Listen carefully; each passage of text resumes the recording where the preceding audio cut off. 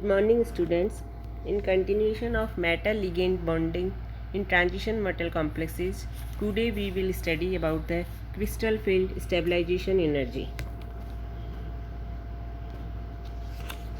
First of all, we discuss about what is crystal field stabilization energy.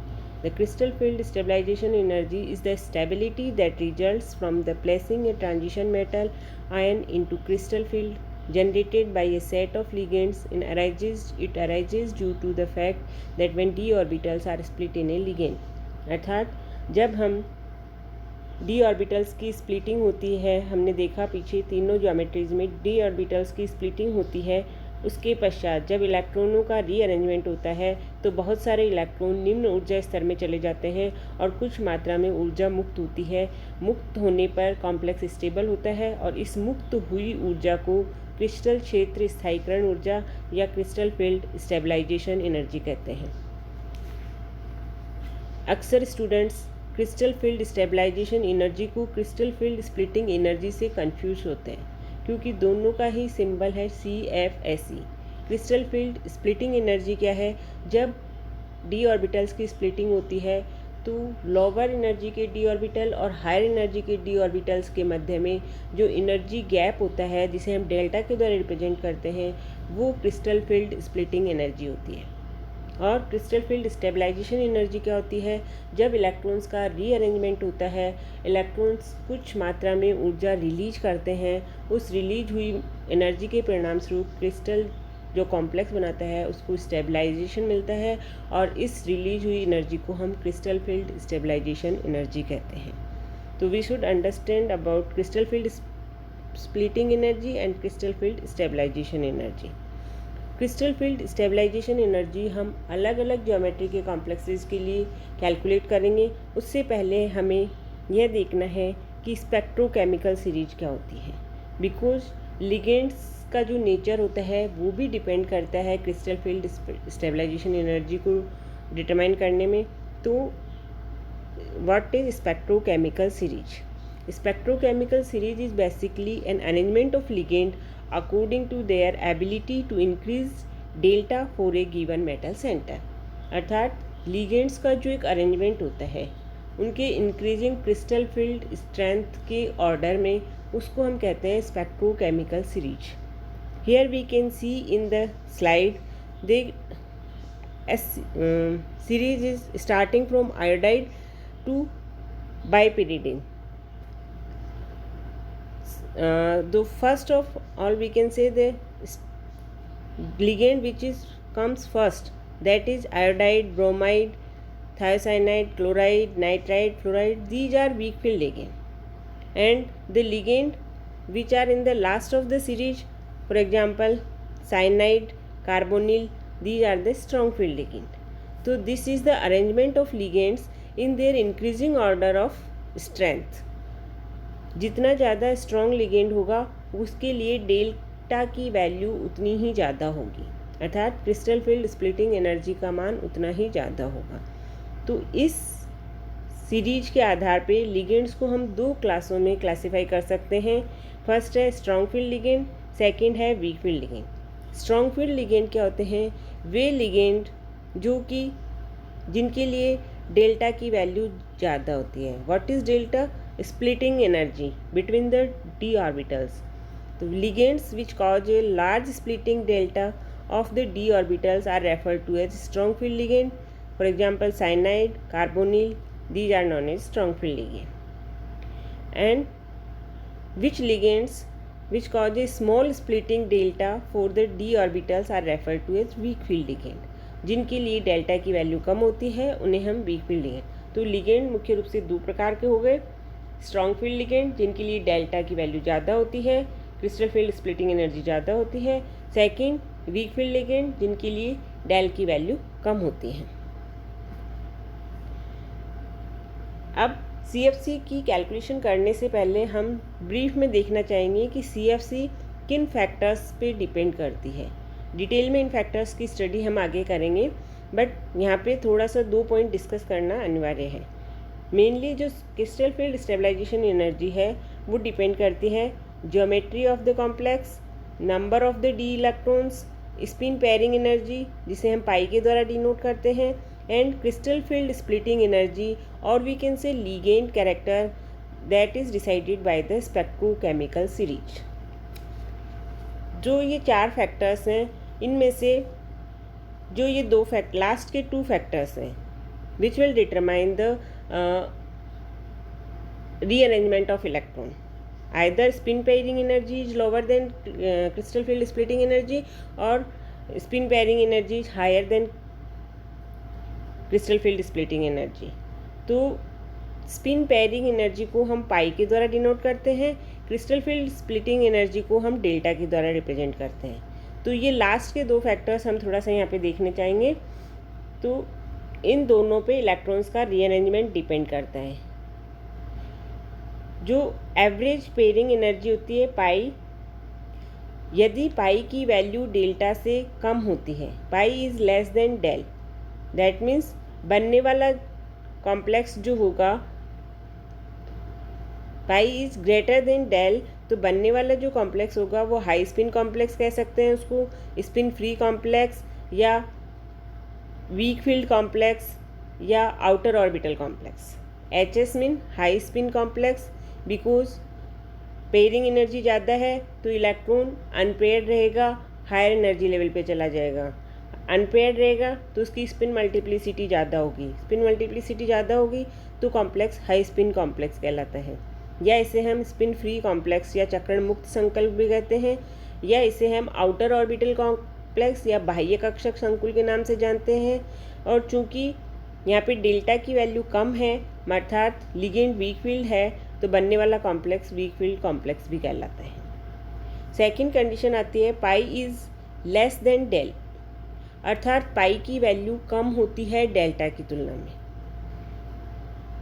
यदि हम next slide पे आते हैं तो हम इस डायग्राम में देख सकते हैं, ये जो स्प्लिटिंग है डी ऑर्बिटल्स के मध्य, यहाँ पे हमने देखा डी ऑर्बिटल ऑक्टाहेड्रल कॉम्प्लेक्सेस के लिए देख रहे हैं T2G और EG, T2G और EG में रिडिस्ट्रीब्यूट हो जाता है और इनके मध्य की जो एनर्जी है उसको हम डेल्टा O के द्वारा रिप्रेजेंट करते हैं, अर्थात crystal field splitting energy for octahedral complexes. अगर डेल की वैल्यू पाई से ज़्यादा होगी, ठीक है, this difference will be greater than pi pairing energy, तो डिफरेंस ज़्यादा होगा, पाई एनर्जी कम होगी, तो इलेक्ट्रॉन T2G में 3 इलेक्ट्रॉन आने के बाद में चौथा इलेक्ट्रॉन यहाँ पर ही पेयरिंग हो जाएगी अगर उसकी पाई एनर्जी कम है।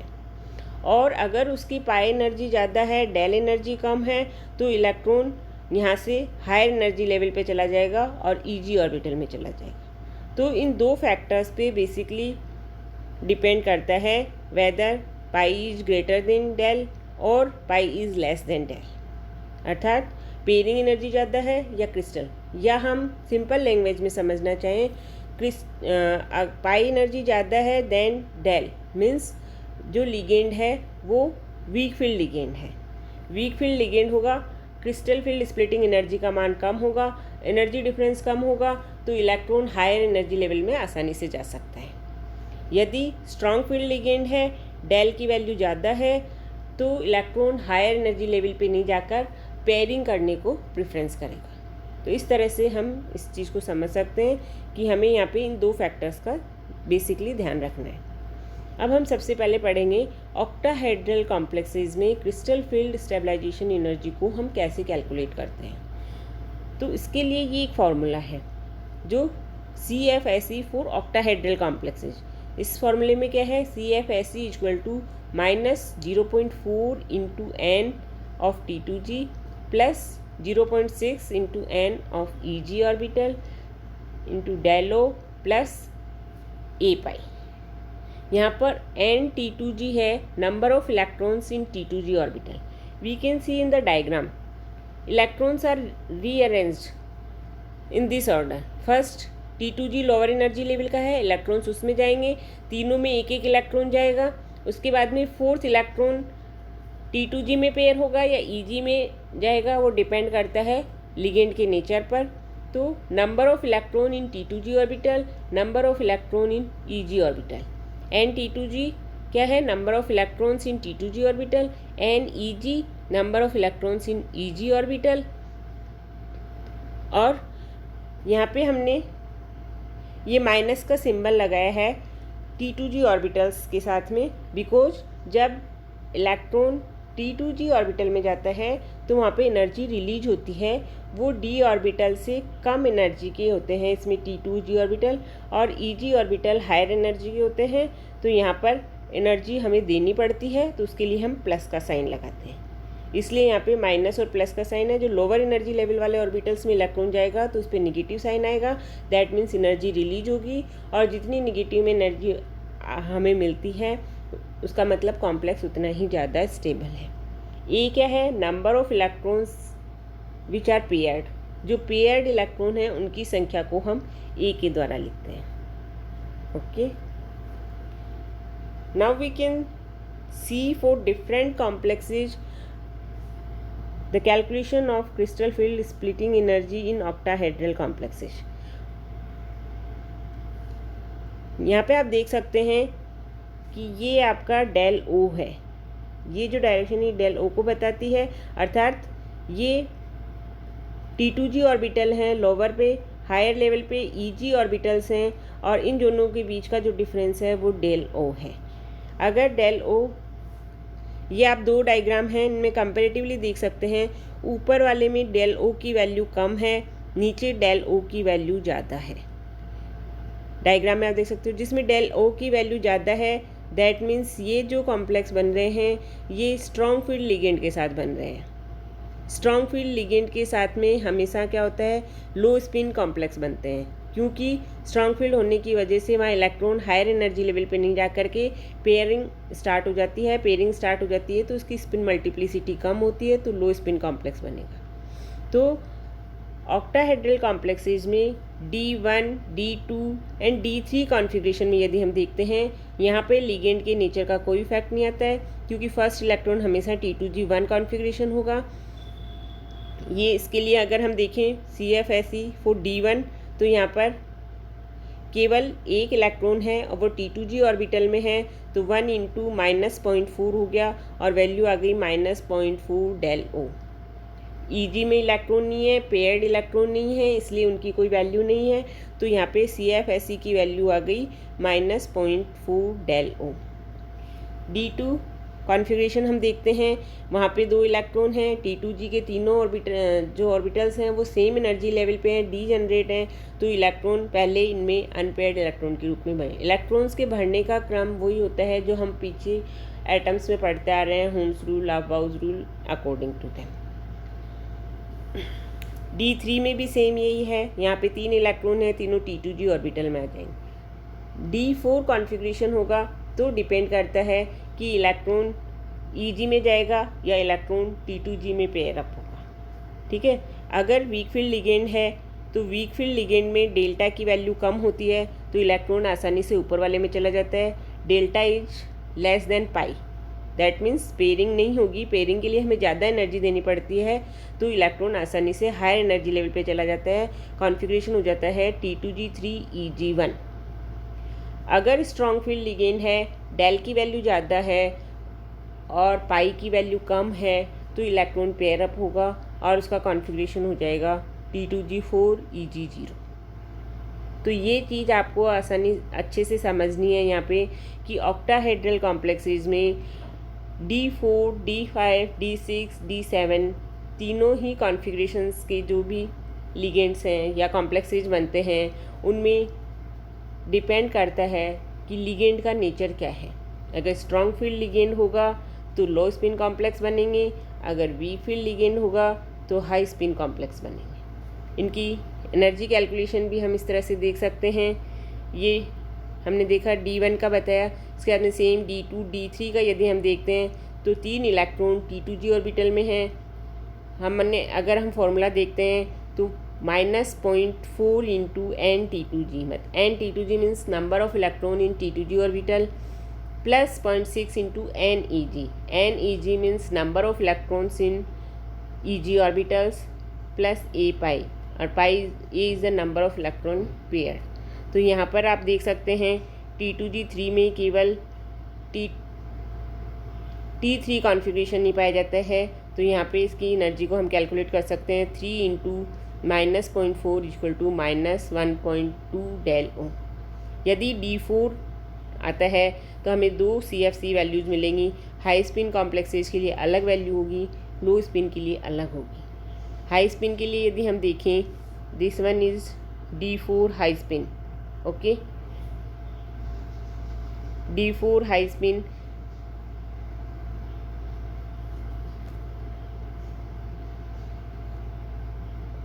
D4 हाई स्पिन में हम देख सकते हैं कॉन्फ़िगरेशन है T2G3 EG1। That means T2G में 3 इलेक्ट्रॉन्स हैं, 3 इंटू -0.4 प्लस EG में 1 इलेक्ट्रॉन है तो पॉजिटिव आएगा 1 इंटू 0.6। टोटल एनर्जी आ गई आपकी -0.6 डेल ओ।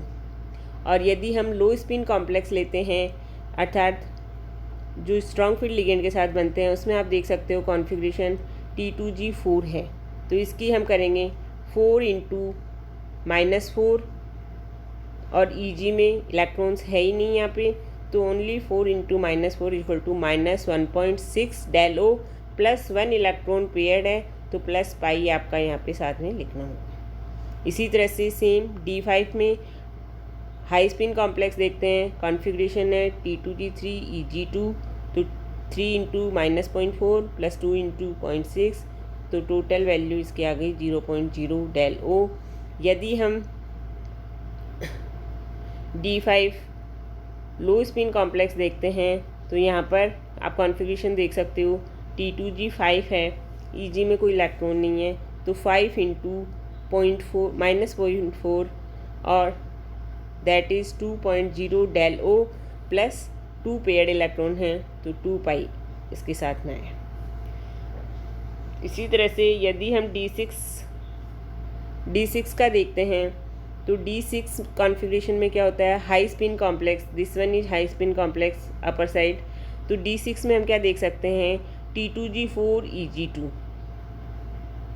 T2G4 EG2 कॉन्फ़िगरेशन यहाँ पर है क्योंकि T2G में 3 इलेक्ट्रॉन आ गए, EG में 2 इलेक्ट्रॉन आ गए, हाफ फील्ड 5 ऑर्बिटल्स हो गए। उसके बाद 6 इलेक्ट्रॉन हमेशा लोअर एनर्जी वाले से स्टार्ट होगा, तो 6 इलेक्ट्रॉन आपका कहाँ आएगा, लोअर एनर्जी लेवल पे। तो आपका कॉन्फ़िगरेशन हो गया T2G4 EG2।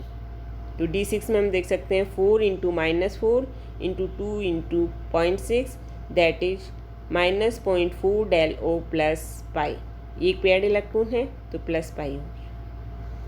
D6 का ही यदि हम लो स्पिन कॉम्प्लेक्सेज में देखें तो हम यहाँ पे देखते हैं कॉन्फ़िगरेशन है T2G6। अभी तक EG में इलेक्ट्रॉन्स की फिलिंग स्टार्ट नहीं हुई है तो इसमें यहाँ पे क्या होगा 6 इंटू -0.4 और आपकी टोटल CFSE की वैल्यू आ गई -2.4 del O plus 3 pi electron है तो प्लस 3 पाई, ओके। सेम इसी तरह से D7 में हो जाएगा। अब यदि D8 में हम आते हैं तो D8 में क्या होता है कि चाहे लो स्पिन कॉम्प्लेक्स हो चाहे हाई स्पिन कॉम्प्लेक्स हो, सेम कॉन्फ़िगरेशन मिलेगा। आपने D7 में क्या देखा था, हाई स्पिन कॉम्प्लेक्स में था T2G5 EG2, तो नेक्स्ट इलेक्ट्रॉन T2G में ही जाएगा और यहाँ पे क्या कॉन्फ़िगरेशन हो जाएगा T2G6 EG2। इसी तरह से यदि हम D7 का लो स्पिन देखते हैं तो यहाँ पे T2G6 कम्प्लीटली फिल्ड है, EG में 1 इलेक्ट्रॉन है तो अगला आने वाला इलेक्ट्रॉन वैकेंट EG में जाएगा। तो दोनों ही कंडीशंस में सेम कॉन्फ़िगरेशन आपको मिलेगा T2G6 EG2। तो यहाँ पे ये लिगेंड्स की डिपेंडेंसी अगेन ख़त्म हो जाती है। D1 D2 D3 and D8 D9 D10 ये कॉन्फ़िगरेशन यदि आपका है तो उसमें ये मैटर नहीं करता है कि लिगेंड किस प्रकार का है, same crystal field splitting energy, crystal field stabilisation energy वहाँ पर मिलेगी आपको। लेकिन यदि D4 D5 D6 D7 आता है तो आपको ये देखना है कि लिगेंड का नेचर कैसा है। एग्ज़ाम में जब भी इस टाइप के न्यूमेरिकल क्वेश्चंस आते हैं तो आपको सबसे पहले मेटल का ऑक्सीडेशन स्टेट निकालना है लिगेंड के चार्ज के अकॉर्डिंग, देन मेटल के ऑक्सीडेशन स्टेट से उसका कॉन्फ़िगरेशन निकालना है। अगर कॉन्फ़िगरेशन D1 2 3 या 8 9 10 है तो आपको उसमें लिगेंड के नेचर के बारे में नहीं सोचना है।